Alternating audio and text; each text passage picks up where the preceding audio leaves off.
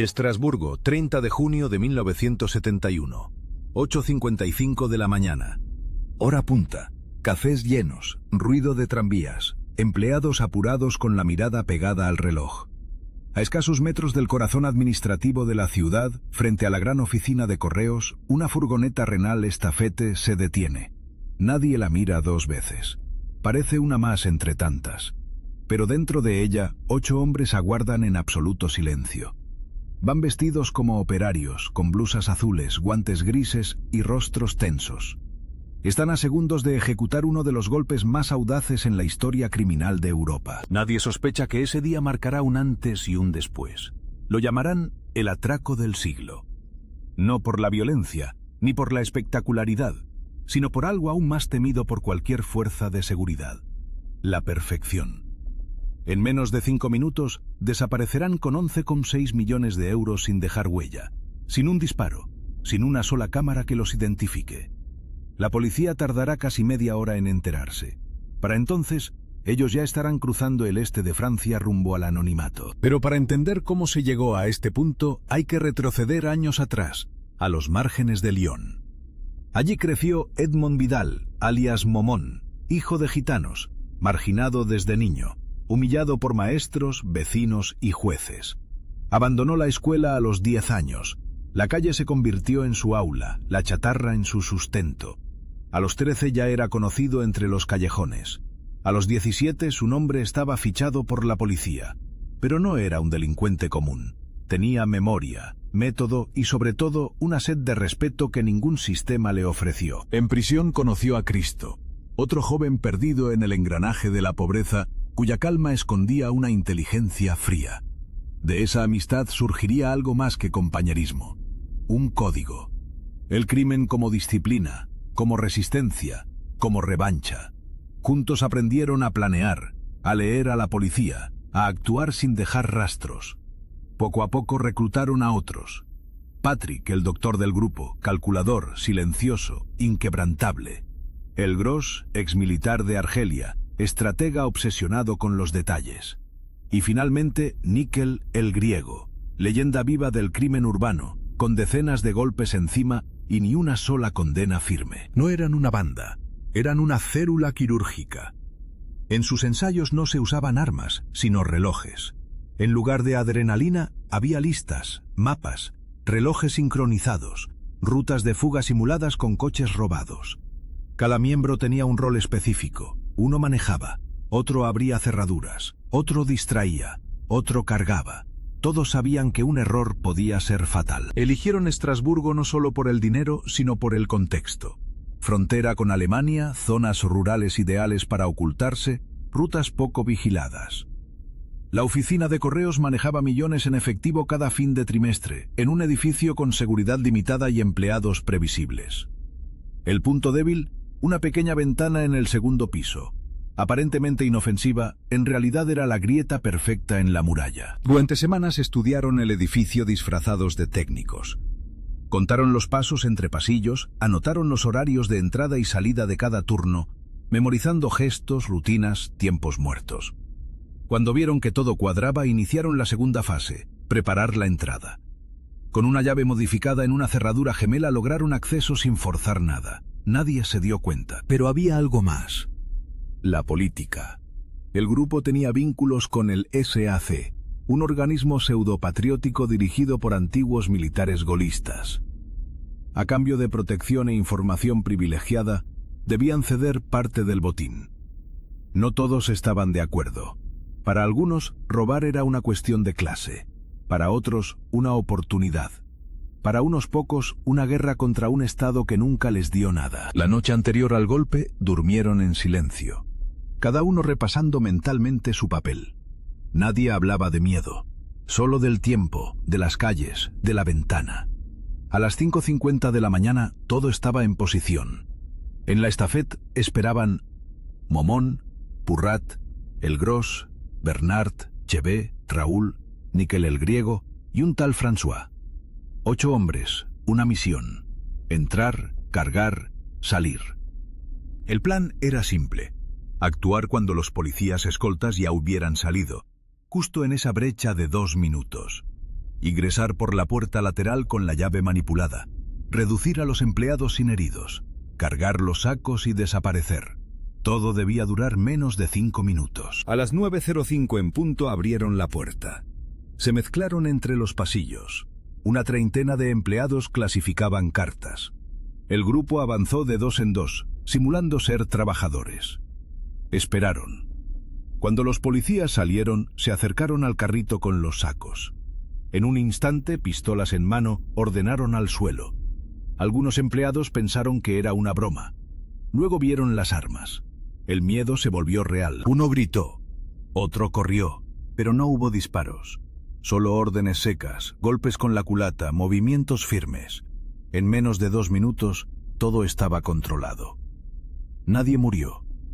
Nadie se atrevió a resistir. Los sacos fueron cargados con precisión. Salieron por donde habían entrado. La furgoneta arrancó sin prisa, sin saltarse un solo semáforo. El golpe había sido perfecto. Ni una cámara útil, ni una huella. Solo un envoltorio de caramelo en la cerradura, usado para trabar la puerta y ganar segundos. La policía llegó cuando ya no quedaba nada. Solo caos, miedo y una ciudad humillada. Mientras tanto, a 15 kilómetros al sur, en un camino rural, el grupo cambiaba de vehículo. De la furgoneta pasaron a un camión cisterna camuflado. Más tarde, a 2 coches con bidones llenos. Sin paradas, sin cámaras, sin testigos. A las 21 de la acera llegaron a su destino final.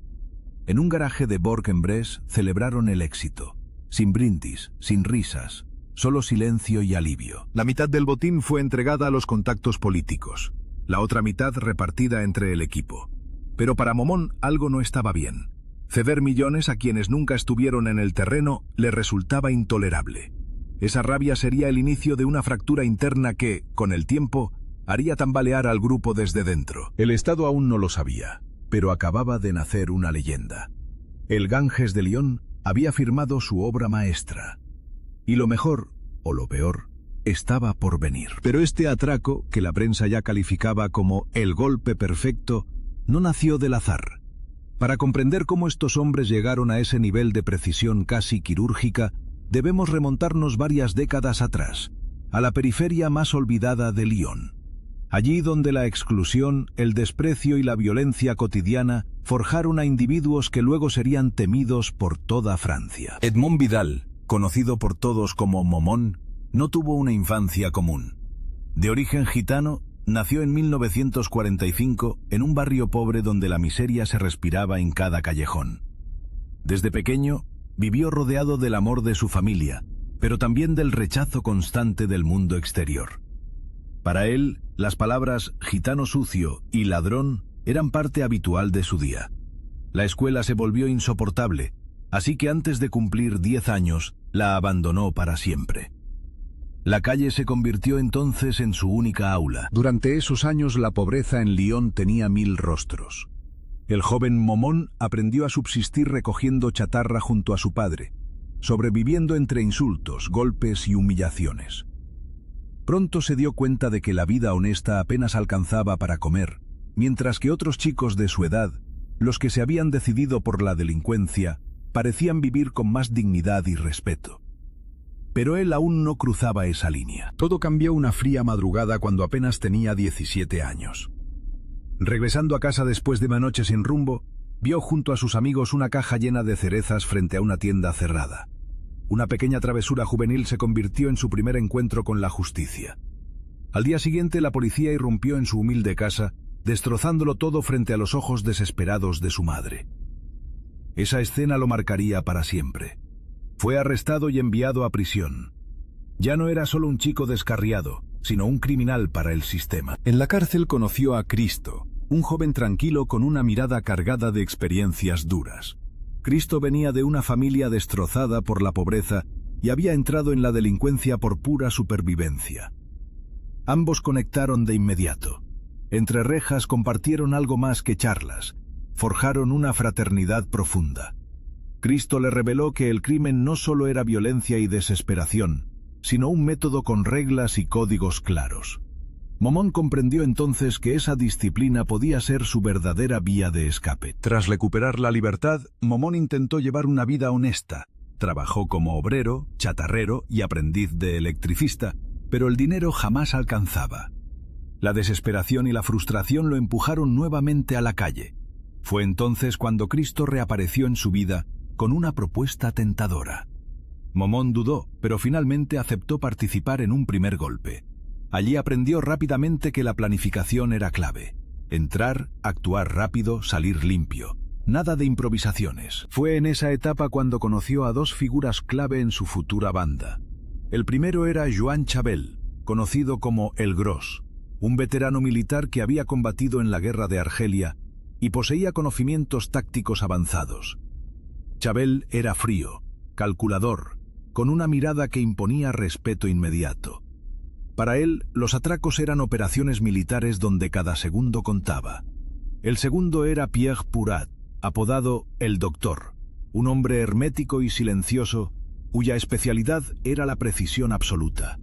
Nunca hablaba demasiado, pero cuando lo hacía, todos escuchaban. Pronto se les uniría otro personaje fundamental, Nicolás Clamanos, alias Níquel el Griego, un tipo elegante, relajado y con una sangre fría envidiable.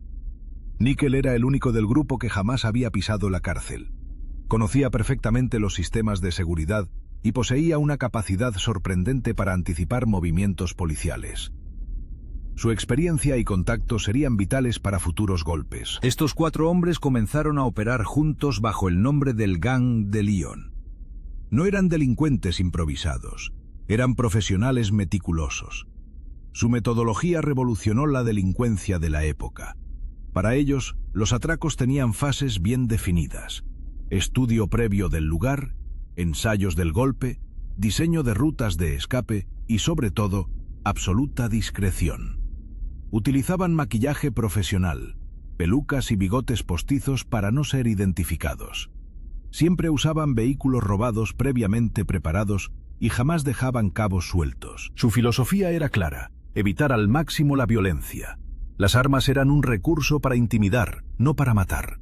Preferían siempre la velocidad y el factor sorpresa. Su éxito radicaba en desaparecer antes que las alarmas sonaran.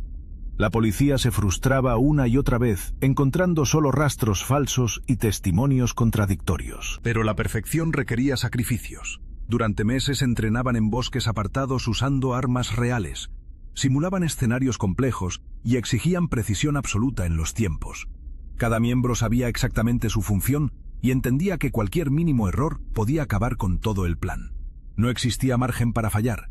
Esa presión constante los volvió casi infalibles. Poco a poco el grupo se hizo famoso entre los círculos criminales y pronto atrajeron la atención del mundo político. Jan O.G., poderoso padrino golista ligado al crimen organizado, vio en ellos una oportunidad única. Les ofreció información privilegiada y protección judicial a cambio de una parte de los botines obtenidos que utilizaría para financiar actividades políticas clandestinas. Aunque algunos integrantes del gang, como Momón, no compartían plenamente esas ideas, aceptaron la propuesta por pragmatismo. Así, la política y el crimen comenzaron a mezclarse peligrosamente en sus operaciones. En diciembre de 1970 realizaron un ensayo general en Chambéry. El golpe fue un éxito rotundo: 2,2 millones de euros robados en minutos. Aquella operación sirvió para pulir detalles y confirmó que su método funcionaba. Ahora estaban listos para algo aún más grande. Estrasburgo se convirtió entonces en el objetivo definitivo. Durante meses estudiaron cada rincón del edificio postal de Estrasburgo. Primero realizaron reconocimientos diurnos vestidos como empleados. Luego se infiltraron de noche, descubriendo puntos débiles claves como una ventana pequeña en el segundo piso y una puerta lateral que pasaba desapercibida. Adaptaron la cerradura para acceder fácilmente y evitar sospechas. Nada quedó al azar. Finalmente, el 30 de junio de 1971, ejecutaron el plan. 8 hombres actuando con una coordinación absoluta. En menos de 5 minutos se llevaron 11,6 millones de euros. Sin tiros, sin alarmas oportunas. La policía, humillada, comprendió demasiado tarde que no enfrentaba criminales ordinarios, sino profesionales entrenados como comandos de élite. Pero ese éxito ocultaba ya una fractura interna. Momón no soportaba ceder parte del botín a políticos que no habían corrido riesgos. Esa tensión comenzaba a resquebrajar al grupo. Pronto los lazos de hermandad, nacidos en la pobreza y fortalecidos en el crimen, serían puestos a prueba. La banda había alcanzado su cima. Habían demostrado que eran los mejores. Pero la cima era un lugar peligroso. Ahora solo quedaba descender, y ese camino sería aún más duro que el ascenso. Sin embargo, esa es otra historia que comenzaría apenas unos meses después del legendario atraco de Estrasburgo, el que les hizo pasar a la historia como los fantasmas del siglo. El golpe de Estrasburgo no solo conmocionó a la policía francesa, sino que también desató una tormenta mediática que sacudió a toda Europa. En las portadas de los diarios aparecían titulares apocalípticos: el Estado humillado, una banda invisible, el crimen perfecto existe. Por primera vez en décadas, la opinión pública veía a la policía completamente desbordada, incapaz de ofrecer respuestas. El gobierno exigía resultados. El ministro del Interior comparecía ante las cámaras y la presión sobre las fuerzas de seguridad alcanzaba niveles nunca antes vistos. El atraco se convirtió en leyenda de la noche a la mañana. Había detalles que parecían imposibles. Nadie vio la llegada de los ladrones, nadie oyó disparos, ni una sola alarma sonó a tiempo. Solo un envoltorio de caramelo trabando la puerta, una broma macabra que fue interpretada por los investigadores como una burla directa. Durante semanas, los periodistas acamparon frente a la oficina de correos, entrevistando a testigos que, en su mayoría, no sabían nada. Las cámaras de vigilancia no grabaron ningún rostro. La policía elaboró retratos robot absurdos. Hombres con pelucas rubias, otros con bigotes postizos, algunos incluso disfrazados de mujeres. La confusión era total. Mientras tanto, el botín era cuidadosamente repartido en la sombra. Como se había pactado, la mitad fue entregada a los contactos políticos del SAC, mientras que la otra mitad se dividió entre los miembros del grupo. Algunos compraron coches nuevos, otros invirtieron en propiedades, y los más precavidos simplemente se esfumaron del mapa.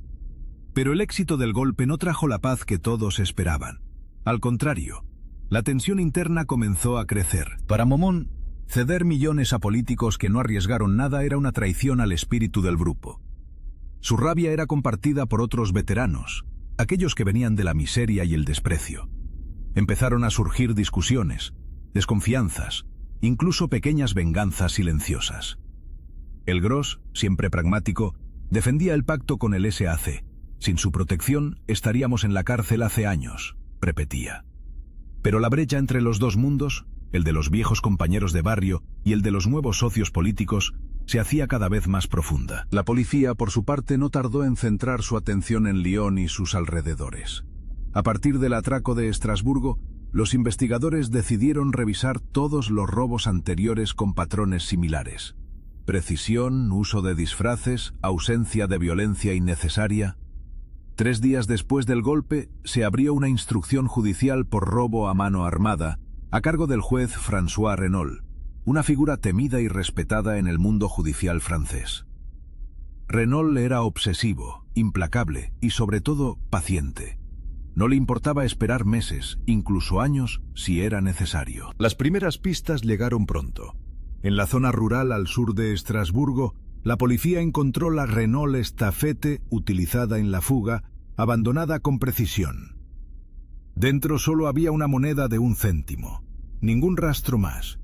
Días después aparecieron 3 furgonetas robadas de la misma marca y modelo, todas vacías y perfectamente colocadas para despistar a los investigadores.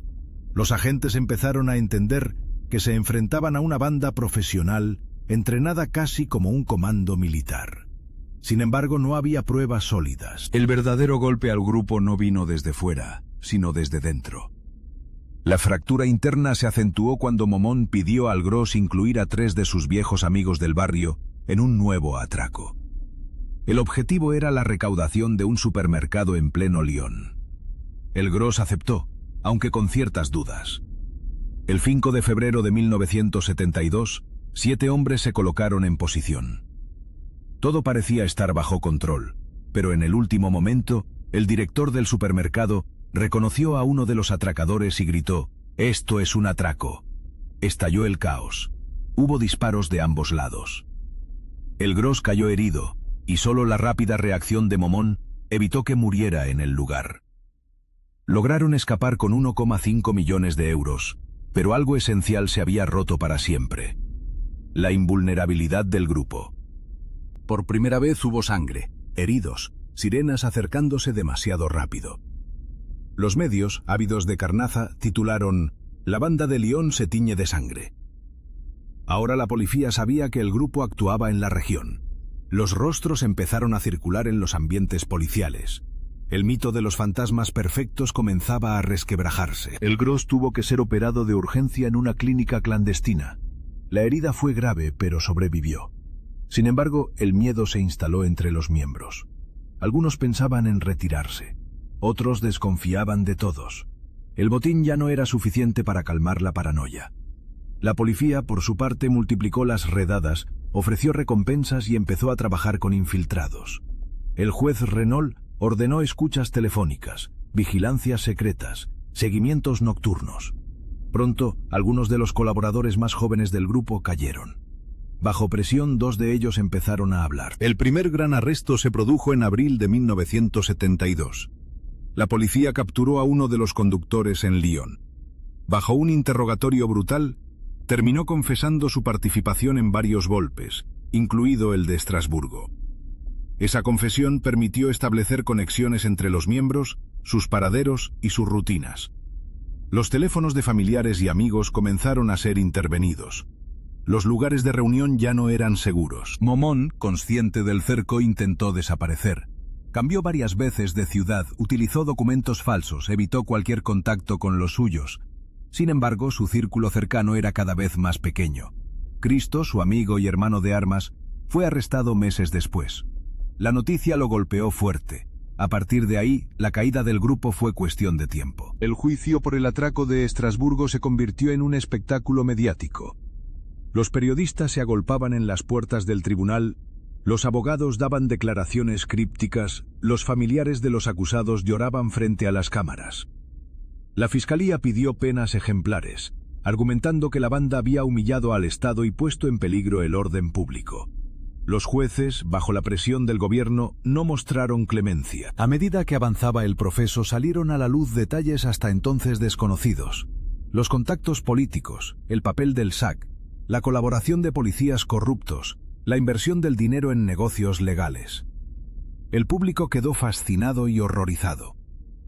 Por primera vez se hablaba abiertamente de la conexión entre el crimen organizado y el poder político en Francia. La sentencia fue contundente. La mayoría de los miembros recibió penas de entre 8 y 15 años de prisión. Momón, considerado líder moral y estratégico, fue condenado a 15 años. El Gros recibió 12.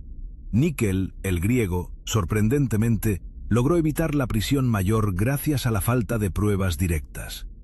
Algunos, como Patrick, desaparecieron antes del juicio y nunca más se supo de ellos. Durante los años en prisión, muchos intentaron reconstruir sus vidas.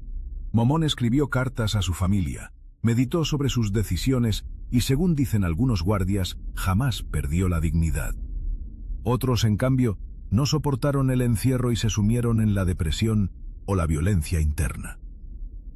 Los años 70 pasaron lentamente entre barrotes, mientras en la calle la leyenda del atraco seguía creciendo. Sin embargo, la verdadera herida era interna.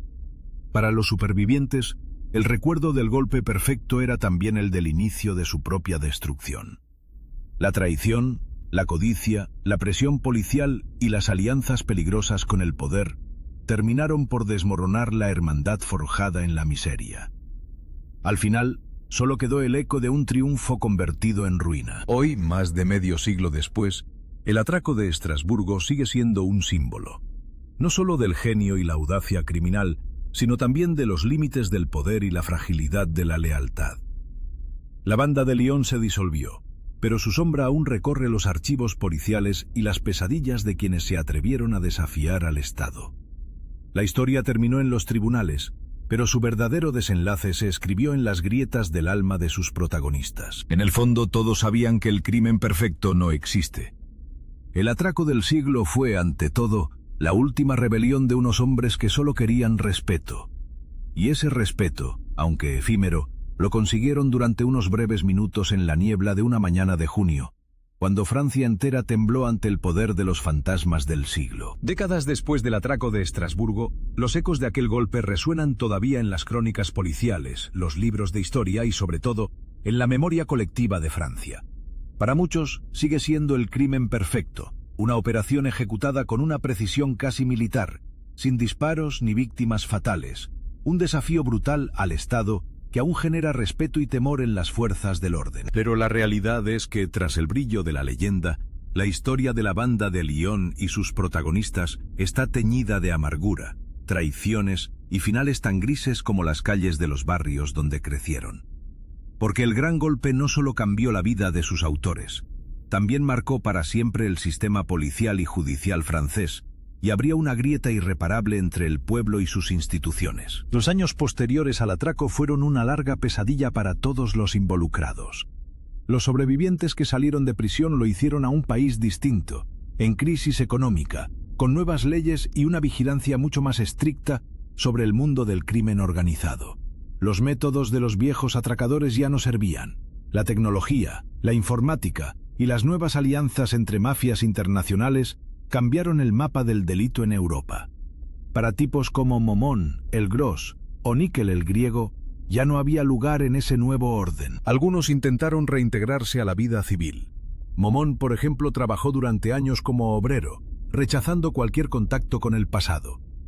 Sin embargo, su apellido seguía pesando en cada entrevista de trabajo, en cada mirada desconfiada, en cada encuentro casual con viejos enemigos o antiguos aliados que ahora eran informantes de la policía.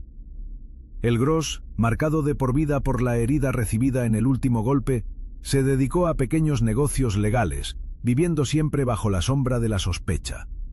Nickel el Griego, por su parte, desapareció por temporadas viajando entre Francia, Suiza y España, siempre vigilado, siempre alerta. El mito de la banda siguió creciendo. Películas, novelas, series y hasta cómics recrearon el atraco, exagerando detalles o inventando personajes. Algunos medios los retrataban como héroes populares, Robin Hoods modernos, que robaron a un Estado corrupto. Otros, en cambio, los veían como el síntoma de una sociedad enferma, incapaz de ofrecer oportunidades a sus hijos más pobres. En las cárceles francesas, su nombre aún inspira respeto. Los fantasmas del siglo se convirtieron en referencia para generaciones enteras de delincuentes. Sin embargo, la mayoría de los miembros originales terminaron sus días en la más absoluta discreción.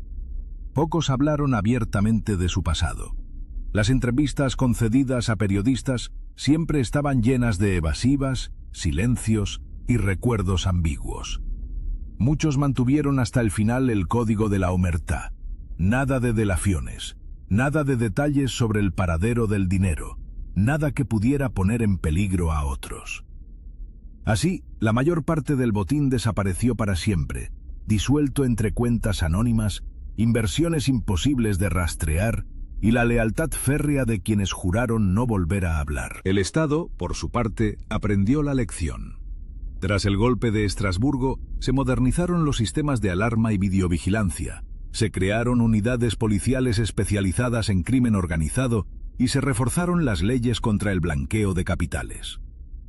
La figura del delincuente de guante blanco perdió su aura romántica y fue sustituida por nuevas formas de delito, mucho más tecnológicas, menos visibles y a menudo más crueles. A nivel político, el caso destapó las conexiones entre el crimen organizado y ciertos sectores del poder. Las investigaciones judiciales revelaron la implicación de políticos, empresarios y hasta agentes de la policía en la protección y el encubrimiento de las actividades del Gang de Lyon. Algunos fueron juzgados, otros simplemente desaparecieron de la vida pública. El escándalo, sin embargo, no logró limpiar del todo la imagen de las instituciones. Para una parte de la sociedad, el atraco confirmó lo que ya sospechaban desde hacía años, que la corrupción y el doble juego eran moneda corriente en las altas esferas. Con los años, la figura de Momón se volvió casi mítica. Algunos lo describen como un hombre de honor, alguien que nunca traicionó a los suyos ni se rindió ante la presión de la policía. Otros, sin embargo, lo consideran un producto de su tiempo, marcado por la violencia, el racismo y la falta de oportunidades. Nunca quise ser un ejemplo para nadie, diría en una de sus últimas declaraciones. Solo quería sobrevivir con dignidad en un mundo que no tenía sitio para mí. El Gros vivió sus últimos años alejado de la prensa y los focos. Herido física y moralmente, fue testigo del cambio de los tiempos. Vio cómo la vieja escuela de los atracadores era reemplazada por bandas jóvenes, más violentas, menos organizadas. Murió en relativo anonimato, pero su nombre sigue resonando entre quienes entienden que, en la vida criminal, la verdadera fuerza no está en las armas, sino en la paciencia y la inteligencia. El desenlace de la banda fue tan gris como el ambiente que los vio nacer. Algunos murieron jóvenes, víctimas de la violencia o de enfermedades sin tratar. Otros simplemente desaparecieron, absorbidos por la rutina o por la paranoia de ser perseguidos eternamente. Los pocos que sobrevivieron envejecieron en silencio, cargando con la doble condena de la cárcel y del olvido. Sin embargo, el atraco de Estrasburgo dejó huellas imborrables. No solo cambió el crimen francés, transformó la manera en que la sociedad percibe la justicia, la ley y la posibilidad de rebelión. Durante años la prensa especuló con la existencia de un botín oculto, de millones nunca recuperados, de cómplices que jamás fueron identificados. Algunos investigadores ya retirados siguen recibiendo llamadas anónimas y pistas imposibles. La obsesión con el golpe perfecto se mantiene viva en el imaginario colectivo. A nivel personal, el golpe marcó un punto de no retorno para todos los implicados. Las viejas amistades se rompieron, las familias se desintegraron y el sentido de hermandad que un día los unió fue sustituido por el silencio y la distancia. Para muchos, la vida nunca volvió a tener sentido. Después de Estrasburgo no quedaba nada, confesaría años después uno de los secundarios del grupo. La gloria dura un segundo, pero el precio se paga toda la vida. En las calles de Lyon y Estrasburgo aún circulan rumores sobre reuniones secretas de los supervivientes. Se habla de pactos de sangre, de dinero escondido en sótanos y de acuerdos no escritos para proteger a las nuevas generaciones. Sin embargo, la mayoría son solo leyendas urbanas, alimentadas por la nostalgia y el miedo. La realidad es que, con el tiempo, incluso los más duros acaban siendo olvidados. Para el sistema judicial francés, el caso de la banda de Lyon fue una advertencia brutal. Los errores cometidos, la lentitud en las investigaciones, la falta de cooperación entre departamentos, sirvieron como base para reformas profundas. Se crearon equipos de trabajo mixtos entre policía, gendarmería y jueces. Se modernizó la cooperación internacional con Alemania y Suiza. Se endurecieron las penas por pertenencia a organizaciones criminales. El Estado se juró no volver a ser humillado de esa manera. Pero la sombra de los fantasmas del siglo sigue flotando en cada gran investigación, recordando que la perfección nunca es eterna. En la cultura popular, el mito del golpe de Estrasburgo sigue inspirando películas, novelas y documentales. Sin embargo, pocas veces se cuenta la historia completa con sus matices y contradicciones. El crimen perfecto fue en realidad el resultado de un sistema que expulsaba a los suyos y que durante años miró hacia otro lado ante la corrupción y la miseria. El final de la banda de Lyon es en última instancia el retrato de una Francia herida, incapaz de ofrecer justicia real ni siquiera a quienes la desafiaron con más audacia. Hoy las nuevas generaciones escuchan esta historia como una leyenda antigua. Algunos la ven como una advertencia, otros como un ejemplo de resistencia. Pero para quienes vivieron aquella época, Estrasburgo no es solo un lugar en el mapa. Es el escenario donde durante 5 minutos un puñado de hombres lograron lo imposible y cambiaron para siempre la forma en que un país entiende la ley, la traición y la esperanza. Porque al final todo mito nace de una herida. Y la herida de Estrasburgo, aunque cicatrizada, sigue latiendo bajo la piel de Francia. Con el paso del tiempo, la historia del atraco de Estrasburgo se transformó en algo más que una anécdota criminal. Se convirtió en una suerte de espejo en el que se reflejaban las esperanzas y los miedos de toda una generación. No era solo la hazaña de un grupo de hombres marginales desafiando al Estado, sino también el síntoma de una época marcada por el desencanto, la desigualdad y la sospecha permanente hacia las instituciones. Durante las décadas siguientes, el mito de los fantasmas del siglo no solo sobrevivió, sino que se hizo más grande, alimentado por el silencio de sus protagonistas y la fascinación de una sociedad obsesionada con la idea del crimen perfecto. Las preguntas nunca cesaron. ¿Dónde está el dinero? ¿Quién traicionó a quién? cuántos secretos quedaron enterrados bajo el cemento de Lyon y Estrasburgo. Cada pocos años algún periodista avispado prometía haber encontrado una nueva pista. Algún supuesto superviviente aseguraba que el botín seguía oculto en una vieja finca o en una cuenta bancaria suiza. Nada era comprobable, pero el misterio, lejos de apagarse, solo crecía. El impacto social del golpe fue enorme y duradero. Los periódicos, las revistas y la televisión crearon durante años una imagen casi romántica de los atracadores. Tipos de barrio, criados en la miseria, obligados a delinquir por un sistema que les negó toda oportunidad.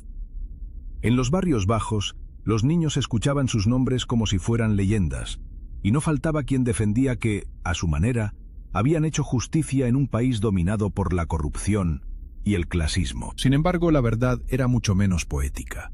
De los protagonistas originales, pocos lograron rehacer su vida. El peso del pasado era demasiado grande.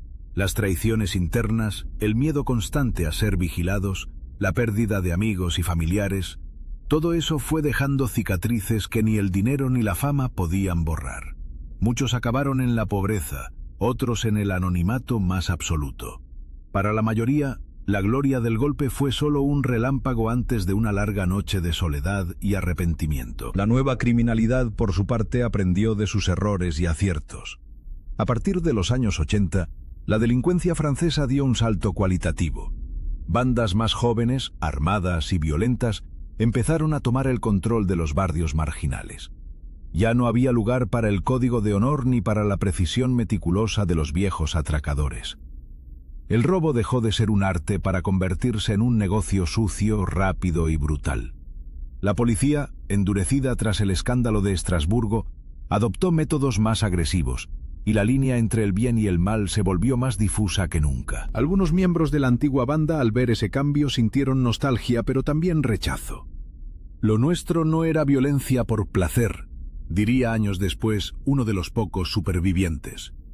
Robábamos porque era la única forma de tener un sitio en un mundo que nos cerraba todas las puertas. Ahora todo es diferente.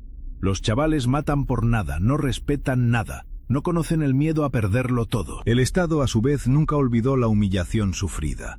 Tras la caída de la banda de Lyon, se pusieron en marcha reformas profundas. Nuevas leyes contra el crimen organizado, colaboración internacional reforzada, mejor equipamiento para la policía y un control financiero mucho más estricto. Los bancos y las empresas de transporte de valores cambiaron por completo sus protocolos y la sociedad se volvió, en muchos sentidos, más desconfiada y menos solidaria. El golpe perfecto había demostrado que cualquier sistema puede fallar, y esa idea fue suficiente para sembrar una paranoia que aún perdura. En el cine y la literatura, la figura de los fantasmas del siglo se multiplicó en 1000 versiones. Algunas los mostraban como mártires de un sistema injusto, otras como monstruos egoístas y peligrosos. Los debates sobre su verdadera naturaleza no cesaron jamás. ¿Fueron héroes o villanos? ¿Víctimas de la exclusión o simplemente criminales inteligentes y despiadados? Las respuestas variaban según la época, la ideología y la distancia temporal. Pero algo quedaba claro: habían conseguido lo que pocos logran en la vida: ser recordados. Para los barrios populares la historia era motivo de orgullo, pero también de advertencia. Muchos jóvenes soñaban con emularlos, pero la mayoría acababa chocando contra la realidad. La policía era ahora más rápida, las cárceles más duras, la traición mucho más común. Algunos, sin embargo, vieron en la leyenda del atraco una inspiración para buscar otro tipo de rebelión. El activismo social, la defensa de los derechos de los marginados, el arte como herramienta de denuncia. Las familias de los protagonistas pagaron un precio altísimo. Muchos hijos crecieron sin padres, marcados por el estigma del apellido.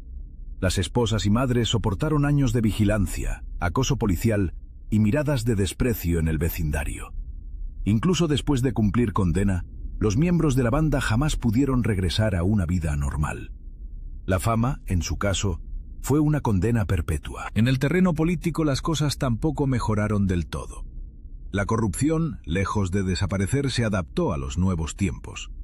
Los pactos entre el poder y ciertos sectores del crimen organizado siguieron existiendo, aunque bajo formas más sofisticadas. Los escándalos financieros, las cuentas opacas y los favores políticos continuaron alimentando la desconfianza ciudadana. El atraco de Estrasburgo, en vez de cerrar una etapa, abrió una herida difícil de cicatrizar. Los investigadores que participaron en el caso, ya jubilados, hablan de aquellos años con una mezcla de orgullo y frustración. Aprendimos mucho, pero también nos dimos cuenta de que el crimen siempre va un paso por delante, confiesa uno de ellos en un documental reciente. Para la policía, desmantelar la banda fue solo una victoria parcial. Nunca recuperaron la totalidad del botín, ni lograron romper el silencio de todos los implicados. El misterio es, en el fondo, lo que mantiene viva la leyenda. Y es que en la Francia actual, la sombra de los fantasmas del siglo sigue presente. Los grandes golpes han cambiado de forma. Ahora se hacen desde ordenadores, en oficinas anónimas, con hackers en lugar de encapuchados. Pero el eco de aquella mañana de junio, cuando un grupo de hombres comunes desafió al Estado y salió vencedor, aunque solo por unas horas, aún resuena en la imaginación colectiva. Las series y películas contemporáneas toman elementos del caso de Estrasburgo, a veces sin citarlo, porque saben que esa historia contiene todos los ingredientes de un drama moderno: pobreza, ambición, traición, política y una pizca de esperanza en la revancha de los perdedores. Incluso el lenguaje cotidiano ha incorporado expresiones nacidas en aquel golpe. Irse a Lyon es para muchos símbolo de desaparecer sin dejar rastro, de desafiar lo imposible. Para algunos criminólogos, el atraco marca el final de una época romántica del delito. Ya no existen los ladrones caballeros ni los pactos de honor entre bandoleros y policías. La violencia es ahora más impersonal, el dinero circula de forma invisible y la deshumanización avanza en todos los ámbitos. Pero, paradójicamente, nunca se ha hablado tanto del valor de la dignidad y el respeto entre iguales. Quizá porque, en el fondo, todos necesitamos creer que alguna vez, aunque sea por un instante, la justicia poética es posible. Los pocos supervivientes del grupo, viejos, cansados, a menudo enfermos, miran hacia atrás con una mezcla de nostalgia y arrepentimiento. No me arrepiento del golpe, pero sí de todo lo que vino después, confiesa uno de ellos. Creí que podíamos cambiar las reglas, pero al final las reglas nos aplastaron. La banda de Lyon se disolvió, pero su huella sigue siendo indeleble.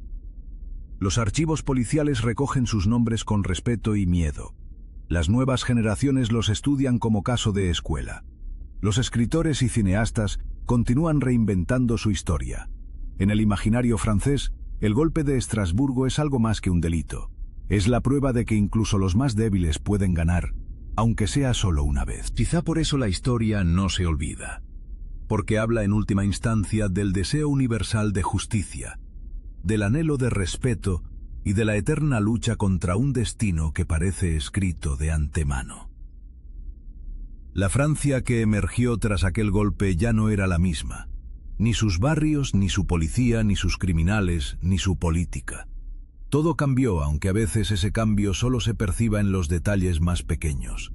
Una mirada de desconfianza, una puerta que se cierra, una pregunta sin respuesta. Al final, el mayor legado de los fantasmas del siglo no fue el dinero robado, ni la vergüenza del Estado, ni siquiera la fama que obtuvieron a la fuerza. Su herencia es más sutil, una advertencia grabada en la memoria colectiva de un país. La prueba de que la perfección es solo un espejismo y que todo imperio, por sólido que parezca, tiene su grieta. Una grieta por donde alguna vez unos hombres comunes lograron colarse y cambiar el rumbo de la historia. Con el paso de los años, el eco del atraco de Estrasburgo no solo no se apagó, sino que se volvió casi mítico, como un fantasma que recorre la historia reciente de Francia y que sigue desafiando a quienes buscan explicaciones sencillas. Para muchos, fue el golpe maestro de una banda irrepetible. Para otros, la herida que nunca terminó de cerrarse en la memoria nacional. Pero detrás de cada titular, cada película inspirada en sus hazañas y cada rumor de un botín oculto, se esconden las vidas concretas, los silencios y las ruinas de quienes arriesgaron todo en 5 minutos de gloria. En los años 80, tras las largas condenas y los juicios mediáticos, varios de los miembros originales del grupo intentaron rehacer sus vidas. Algunos lo hicieron con éxito parcial, trabajos humildes, pequeños negocios de barrio, anonimato forzado. Otros, marcados por la cárcel y el estigma, nunca lograron adaptarse a la nueva realidad. Momón, convertido en leyenda casi a su pesar, fue invitado a dar charlas en institutos de zonas marginales donde contaba su historia sin adornos y advertía a los jóvenes sobre la trampa de la fama criminal. El respeto fácil dura poco, la soledad mucho más. El Gros, por su parte, se refugió en la rutina de un taller mecánico en las afueras de Marsella. Allí vivió sus últimos años, casi invisible para el mundo exterior, recordando con una mezcla de orgullo y amargura los días en que su nombre inspiraba temor y respeto. Níquel el griego, en cambio, prefirió el exilio voluntario. Recorrió España, Suiza y el sur de Italia, siempre en movimiento, esquivando viejos enemigos y nuevas amenazas. Se sabe que murió en algún lugar del Mediterráneo, lejos de los focos y los periodistas, dejando tras de sí un puñado de historias imposibles de verificar. Las familias de los implicados pagaron un precio altísimo. Para los hijos y nietos de los fantasmas del siglo, la herencia fue ambivalente. Por un lado, el peso de un apellido célebre. Por otro, la necesidad de escapar del estigma y construir su propia identidad. Muchos optaron por el silencio, otros por la emigración, unos pocos por transformar esa herencia en algo positivo. Activismo social, trabajo comunitario, defensa de los derechos de los excluidos. Porque si algo dejó claro la leyenda del atraco, es que la marginalidad no es una elección, sino una condena impuesta por un sistema que falla a los suyos. Mientras tanto, la cultura popular siguió alimentando el mito. Cada aniversario del golpe traía consigo reportajes especiales, documentales televisivos, novelas gráficas y debates en los medios. Surgieron imitadores y oportunistas, falsos testigos y teóricos de la conspiración. Algunos llegaron a afirmar que parte del botín fue utilizada para financiar campañas políticas o negocios ilegales en el extranjero.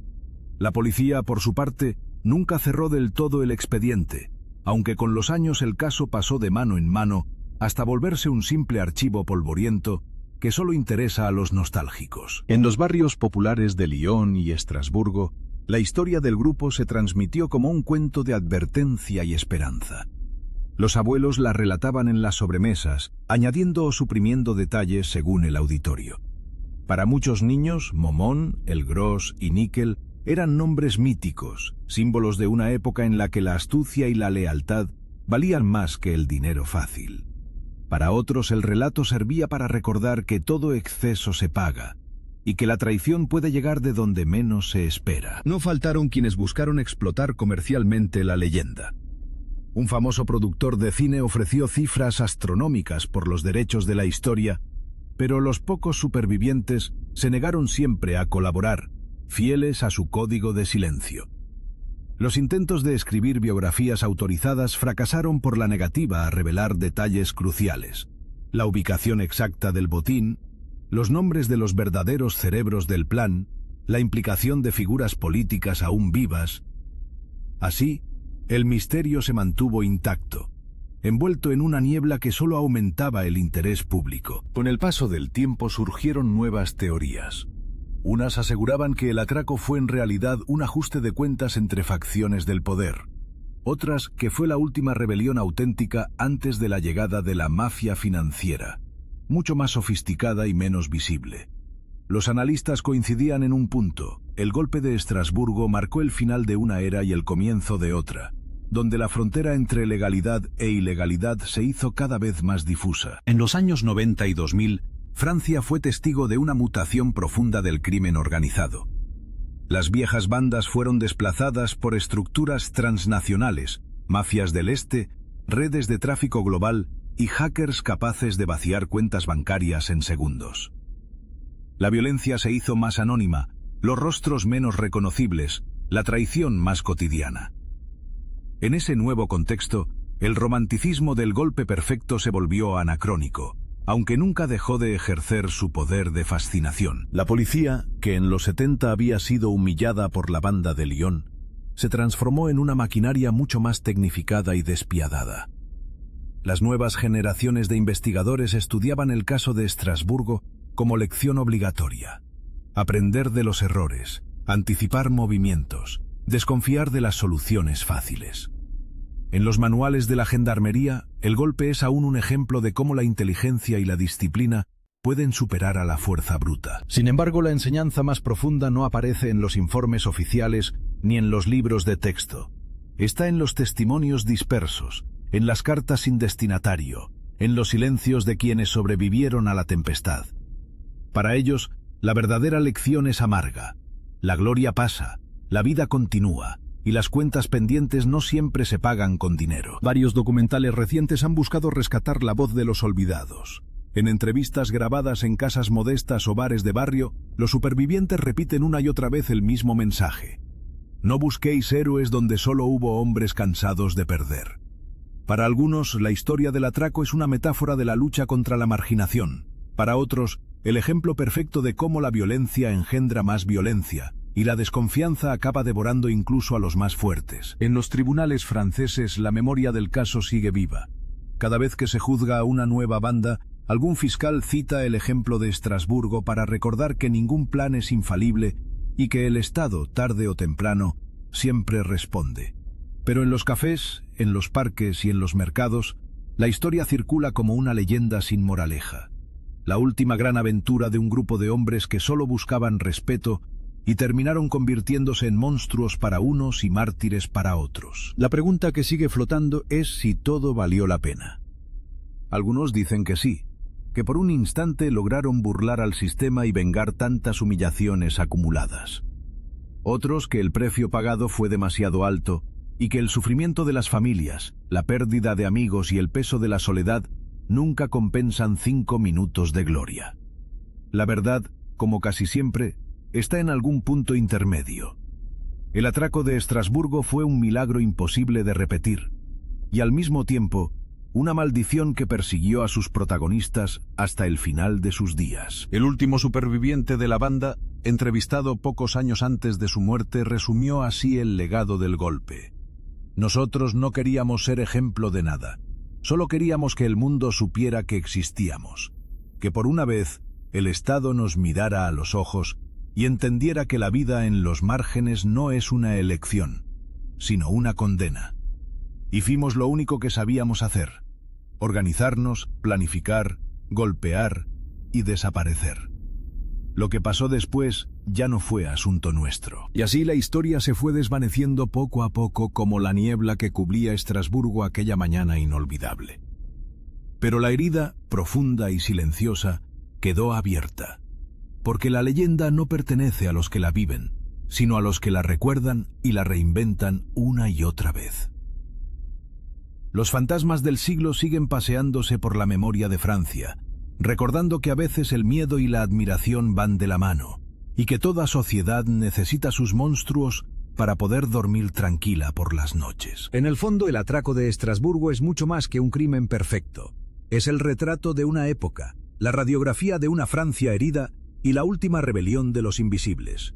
Sus ecos seguirán resonando mientras haya quienes crean en la justicia poética, en la revancha de los olvidados y en la posibilidad de desafiar, aunque sea por un instante, el destino escrito por otros. El atraco de Estrasburgo no solo fue un golpe maestro en términos de logística y ejecución, sino que representó también un fenómeno social y político que resonó mucho más allá del ámbito policial. Su impacto se extendió a través de décadas, moldeando las percepciones sobre la justicia, la marginalidad y la relación entre el Estado y sus ciudadanos más olvidados. Para entender plenamente este fenómeno, es imprescindible sumergirse en el contexto histórico, social y cultural que rodeó a sus protagonistas y sus acciones. Durante los años 60 y 70, Francia atravesaba profundas transformaciones. La posguerra había dejado una economía en crecimiento, pero también había generado desigualdades palpables entre las zonas urbanas y rurales, entre las clases sociales y las regiones del país. En ciudades como Lyon y Estrasburgo, la industrialización acelerada había atraído a miles de migrantes internos y externos, muchos de ellos de orígenes modestos o incluso marginales. Estas poblaciones, a menudo relegadas a barrios periféricos y con acceso limitado a recursos y oportunidades, vivían en un limbo social marcado por la exclusión y la desconfianza hacia las autoridades. Edmond Vidal, conocido como Momón, creció en ese ambiente de abandono y resentimiento. La experiencia de la pobreza, el racismo estructural y la brutalidad policial configuraron su visión del mundo y su camino hacia la delincuencia. La marginalidad no era solo un hecho social, sino una prisión invisible que condicionaba su existencia desde la infancia. La educación, la salud, el empleo, la vivienda, todos los aspectos de la vida estaban permeados por la inequidad. Y frente a eso, las pocas opciones que quedaban eran a menudo la rebeldía o la resignación. En este contexto, el crimen organizado adquirió dimensiones particulares. No era solo cuestión de dinero o poder, sino también de identidad y supervivencia. La banda de Lyon, con su código de honor y su meticulosidad, representaba una forma de resistencia. No buscaban solo robar, sino desafiar a un sistema que los había dejado atrás. Esta dinámica compleja explica en parte la fascinación que despertaron en la sociedad y la prensa. El golpe de Estrasburgo, además, coincidió con un momento de crisis política y social en Francia. Las protestas de mayo del 68, los movimientos obreros y estudiantiles, la tensión entre diferentes ideologías, todo contribuía a un clima de incertidumbre. El Estado se mostraba débil y la policía, a menudo percibida como represiva, se encontraba en el centro de la polémica. En este escenario, el atraco no solo fue un hecho criminal, sino también un símbolo de desafío a la autoridad. Los vínculos entre la banda y el SAC, la organización paralela vinculada a antiguos militares y sectores políticos gaullistas, añaden otra capa de complejidad. Esta relación, basada en pactos tácitos y beneficios mutuos, refleja cómo el poder y el crimen pueden entrelazarse de maneras inesperadas y peligrosas. La protección ofrecida a cambio de parte del botín fue una estrategia que permitió a la banda operar con relativa impunidad, pero también sembró las semillas de la discordia interna. Tras el atraco, la banda enfrentó una serie de desafíos que pusieron a prueba su cohesión y su capacidad para sobrevivir en un entorno cada vez más hostil. La presión policial aumentó, las traiciones internas se hicieron evidentes y las alianzas políticas mostraron su fragilidad. El choque entre los ideales de algunos miembros y las realidades pragmáticas de otros generó tensiones que eventualmente llevaron a la desintegración del grupo. A nivel cultural, la leyenda de los fantasmas del siglo se perpetuó gracias a la memoria colectiva y a la reinterpretación constante de su historia. El cine, la literatura y el periodismo jugaron un papel crucial en construir y deconstruir su imagen, alternando entre la glorificación y la crítica. Esta dualidad refleja las contradicciones inherentes al fenómeno. Héroes para unos, criminales para otros, víctimas y victimarios a la vez. Las generaciones posteriores heredaron este legado con ambivalencia. Para algunos jóvenes de barrios marginales, la historia es un faro de esperanza y astucia. Para otros, una advertencia sobre los peligros de la violencia y la ilegalidad. El debate sobre la naturaleza y el significado del atraco sigue abierto, mostrando cómo un solo evento puede adquirir múltiples interpretaciones según el tiempo y el contexto. En el plano jurídico y policial, el caso sirvió como catalizador para reformas significativas. La creación de unidades especializadas, la cooperación internacional y la modernización de los sistemas de seguridad fueron respuestas directas a las vulnerabilidades expuestas por el golpe. El Estado francés aprendió, aunque a un costo elevado, que la sofisticación criminal requería nuevas estrategias y recursos. Hoy en día el atraco de Estrasburgo continúa siendo estudiado en academias policiales y universidades, no solo como un caso de estudio de técnicas delictivas, sino también como un fenómeno social y político. Su análisis interdisciplinario permite comprender mejor las intersecciones entre marginalidad, violencia, poder y memoria. Finalmente, la historia de Momón, el Gros, Níquel el Griego y sus compañeros nos recuerda que detrás de cada leyenda criminal hay personas reales, con sueños, miedos y contradicciones. Su golpe perfecto fue tanto una victoria como una maldición, un símbolo de resistencia y una tragedia personal. La memoria de su acción, envuelta en misterio y dramatismo, sigue viva porque habla de algo fundamental: la lucha humana por ser reconocido y respetado en un mundo que a menudo parece negarlo. El atraco de Estrasburgo, más que un simple hecho delictivo, se ha convertido en un referente histórico que invita a reflexionar sobre múltiples aspectos de la sociedad francesa y, en un sentido más amplio, sobre la naturaleza humana y la relación entre poder, justicia y marginalidad. Al concluir esta serie, es necesario hacer un balance que permita entender no solo lo ocurrido, sino también por qué esta historia sigue viva en el imaginario colectivo. Primero cabe destacar la excepcionalidad del golpe desde un punto de vista técnico y operativo. La planificación meticulosa, la selección rigurosa del equipo, el estudio profundo del entorno y la sincronización absoluta son características que incluso hoy resultan ejemplares en el ámbito del crimen organizado. La ausencia de violencia extrema y el respeto, dentro de lo posible, hacia las víctimas humanas marcan una línea ética particular dentro de un mundo normalmente caótico y brutal. Pero más allá de la logística, el atraco refleja la complejidad de un contexto social donde la desigualdad y la exclusión fueron motores decisivos. La banda no surgió en el vacío, sino en un tejido social fracturado, donde la falta de oportunidades y el desprecio institucional empujaron a sus miembros hacia caminos marginales. La figura de Edmond Vidal, Momón, representa la lucha por reconocimiento en un sistema que sistemáticamente invisibiliza a ciertos sectores. Además, la interacción entre el crimen y la política, encarnada en los vínculos con el SAC y otros actores, revela cómo la frontera entre legalidad e ilegalidad puede ser permeable y fluctuante. Este entramado no solo facilitó el éxito temporal del golpe, sino que dejó al descubierto las vulnerabilidades del Estado y las contradicciones inherentes a su aparato de poder. Las consecuencias a largo plazo, tanto para los individuos involucrados como para la sociedad, muestran las tensiones entre resistencia y destrucción, entre heroísmo y tragedia. La disolución del grupo, las penas de prisión, las traiciones internas y el estigma social constituyen una narrativa paralela al golpe mismo, recordando que ninguna victoria criminal es completa ni duradera. En el plano cultural, el atraco de Estrasburgo sigue siendo fuente de inspiración y debate.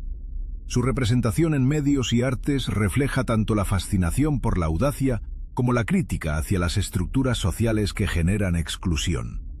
Este doble enfoque permite que la historia permanezca vigente y relevante, alimentando nuevas interpretaciones y reflexiones. Desde una perspectiva contemporánea, el caso invita a pensar en los desafíos actuales relacionados con la seguridad, la justicia social y la gobernanza.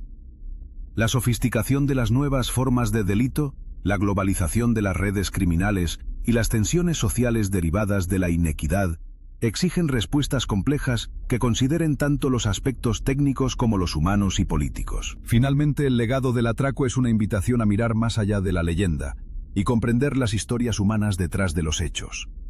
Reconocer las motivaciones, las condiciones y las consecuencias es fundamental para construir sociedades más justas y resilientes, donde la dignidad y el respeto sean accesibles para todos. En definitiva, la historia de los fantasmas del Silo es mucho más que un relato policial.